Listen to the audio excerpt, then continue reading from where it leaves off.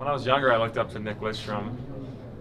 Being from Detroit, that's kind of my role model as a defenseman. So pretty fortunate to watch him growing up. Is there any funny pranks you've seen in person or in Columbus? We don't really have any pranksters in Columbus, to be honest. In my 6 years there, I don't think I've seen any. Just the standard like water cups under helmets and stuff like that, but nothing too crazy. Is there like a funniest person in the locker room? Yeah, it used to be David Savard that was the funniest person on the team. This year it's Jake Voracek. He's one of a kind teammate, and he's brought a lot of funny moments to our team this year.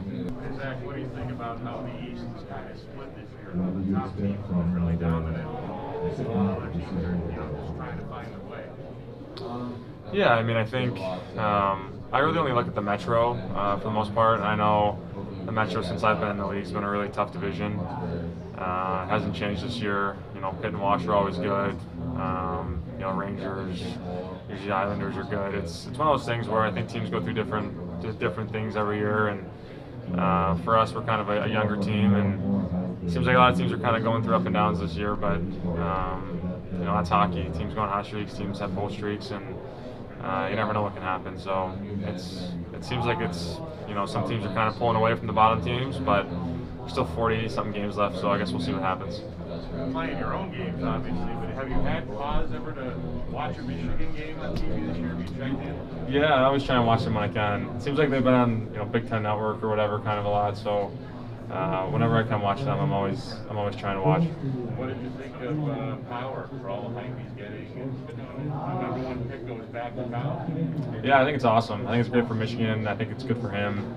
There's no rush to make it to the NHL. I mean, you saw what he was doing in World Juniors before it was stopped. Saw him at the World Championships last year. What he's doing at Michigan. I think all the hype he's getting, it's well deserved. And I've never got to meet him. I'm sure sometime this summer when I go back to Michigan, I'll go up there and say hi to him. But he's a fun player to watch. He's going to be a great player in the NHL for a long time. Zach, you played with Kyle Connor in Michigan for that one season. I'm curious what you thought of him as a player then, and all the numbers he put up then, compared to the player that he is now. Yeah, well, I've been fortunate to play with Kyle since I was like 10 years old, and it seems like everywhere we went, he was leading our team in points. When it was at Bell Tire when we were younger, then Michigan, USHL, he was leading the league in scoring, and now in the NHL, it doesn't surprise me at all of the years he's having, the goals he's scoring. He's just that type of guy, and seeing him in the summers, how he trains, how he approaches it. We're just doing normal shooting drills, and if he doesn't score, he's pissed. He holds himself to a high standard, and I think it brings out the best in other players as well. So I like training with him. Obviously, the success he's having, he's earned, and he's worked hard for it. So it's fun to see. What is one of his biggest assets is his speed. I'm just curious from a defensive standpoint, what it's like one-on-one. Yeah, he's quick. He's really quick. Obviously, his straight line speed's fast, but he can go change the direction on you extremely fast. And I think when you can change directions on defensemen, it's one of the hardest things for us to read, and he's really good at it. So it's no surprise he creates time and space for himself, and obviously I know when he gets into scoring areas, he's going to score. So he's having a great year, and it's fun to watch. You guys have all known for a while now we're going to be able to go to the Olympics about 6 weeks now, but now that it's almost underway and you've got promos for it on TV and everything, is there any kind of a bittersweet feeling that these guys are out there for you particularly? Yeah, well, I'm not sure if I was going to make the team or not. Obviously just to kind of be talked in that category for first half of the season, shoot for that and try to make the team was exciting. I think it's unfortunate that we couldn't go. We understand why, but it would have been nice to try and figure something out to send guys to the Olympics this year. But it is what it is. There's nothing we can do about it now. Yeah, it's awesome being here. It's a fun city, even without an All-Star game. So just having it here. I got to do the fountain challenge last night in the Bellagio fountains, which is something I'll never be able to do again. Just things like that. It's awesome coming here and being a part of this. There's so many good young defensemen in the league now. Fox, is there a reason it used to take so long to get One more question for you. Who's the real goat? Tom Brady or Peyton Manning?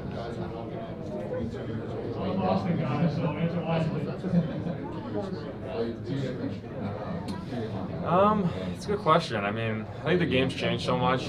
It's faster, it's more skilled. I think you see more offensive-minded defensemen coming into the game, and that's kind of where the game's trending.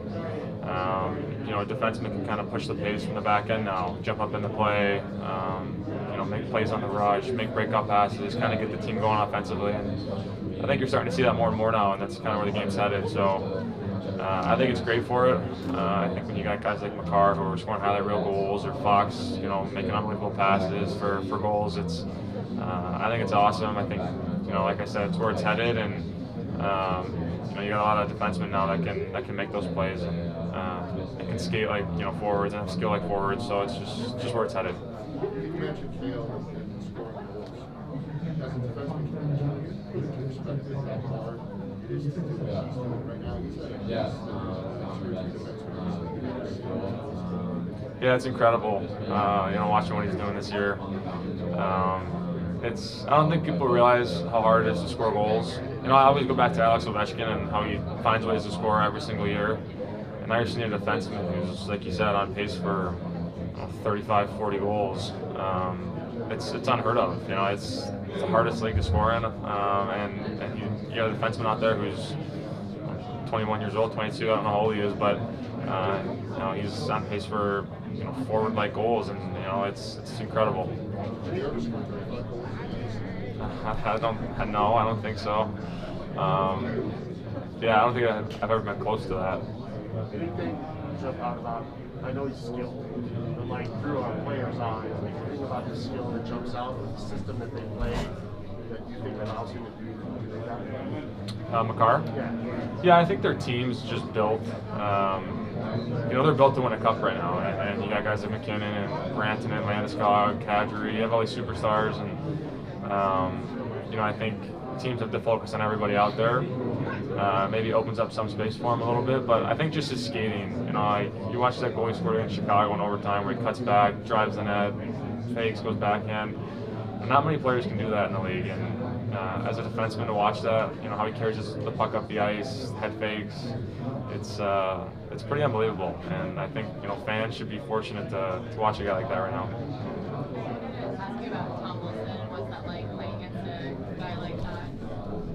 Yeah, I mean, you gotta know when he's on the ice. He's one of the guys in this league that he hits hard, and the game's kind of shied away from that a little bit. But I think it's very valuable to a team, and obviously his offensive upside. He's a really good hockey player, and he plays hockey the right way. He finishes his checks, he goes to the net. He's got offensive skill, so it's always hard playing against a guy like that. He just plays his game, and you respect it. He creates space for his teammates, and he also has that offensive skill. So yeah, he's a guy you have to watch for when he's out there. A lot of people, I think, would say that they've always had a guy like Tom Wilson on their team that just kind of sucks to play against us. Would you kind of agree with that? Yeah, for sure. I mean, like I said, he's a guy that can lay the body. If you get caught by with a hit by him, it's never fun. Like I said, he's more skilled than people think. He's having a great year offensively. He's had multiple great years offensively, and he's a guy every team wants a Tom Wilson. There's only one in the league, so it's unfortunate, but he's a great player. Zach, we're in Vegas, so time for some connections. Who do you think's going to Kind of torn on it because Stafford was in Detroit for so long, and that's where I grew up. But now I'm in Ohio with the Bengals, so I don't really care. But I'd like to see Cincinnati win. I think it's been a pretty cool story for him this year. And if you had to make a bet on Boston? Ooh, that's tough. There's a lot of guys that really